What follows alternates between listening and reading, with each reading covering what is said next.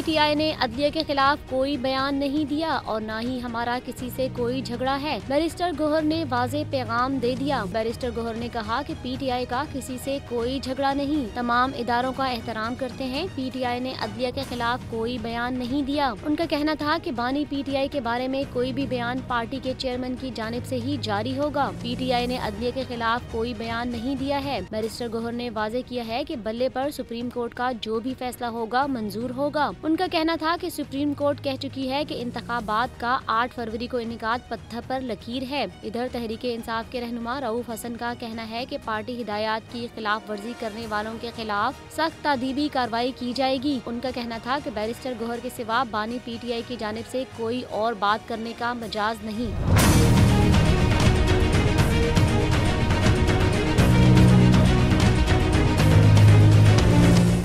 Subscribe करें और bell दबाएं ताकि कोई खबर रह न जाए।